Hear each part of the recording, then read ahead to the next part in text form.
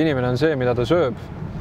Ja sportlasena ja kehaliselt aktiivsel inimesel on paratamatult energiavajadus palju suurem kui inimesel, kes ei liiguta ennast nii palju.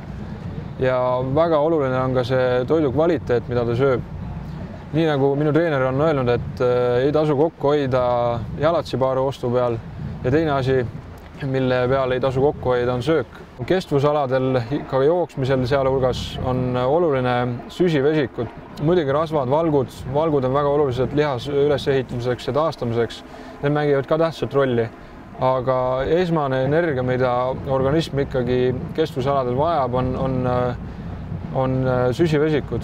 Treeningeelne toitumine on väga oluline ja peaaegu et sama oluline nagu võistluseelne toitumine. Et tegelikult see, mis on välja kujunenud juba treeningtegevuse käigus, see toitumusharjumus, seda peaks kasutama ka siis võistluspäeval. Teine teema on võistluseelne toitumine. Et tihti, eriti just maratoni jooksjad, hakkavad väga suurt tähelepanu pöörama enne maratoni energia kogumisele, kus viimased peaaegu nädal aega siis süüakse väga süsivesikurikkalt toitu, et siis võistluspäeval oleks palju energiat. Üldjuhul tuleb ikkagi tarbida palju energiarikast toitu, aga samas ka kvaliteetset. Võistluspäeval peaks olema toit valguvaene ja rasvavaene ja süsivesikurikas, sest valgud ja rasvad seedivad väga aeglasti, näiteks liha, näiteks muna, näiteks piim.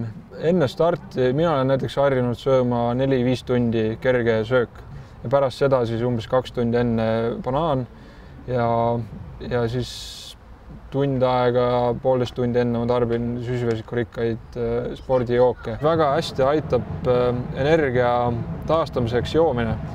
Ja see tegelikult ei tähenda seda, et ma joon vett või spraiti või õlut, vaid see tähendab, et ma joon elektrolüütidega spordijooki, kus on piisavalt naatriumi, magneesiumi, kaaliumi ja muid elektrolüüte.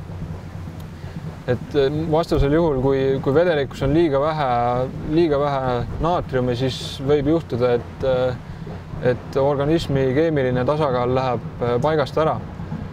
Seetõttu on maratoni võistluse ajal väga oluline vedeliku tarbimine, aga ka õige vedeliku tarbimine. Ja seda soovitatakse siis teha umbes liiter tunni aja jooksul. Kui maratoni jooks kestab tavajooksjale kuskil 4 tundi, siis see tähendab seda, et on võimalik isegi 4 liitrit selle aja jooksul ära juua. Seda iga 15 minuti tagant kuskil 200–300 milliliitrit vedelikku.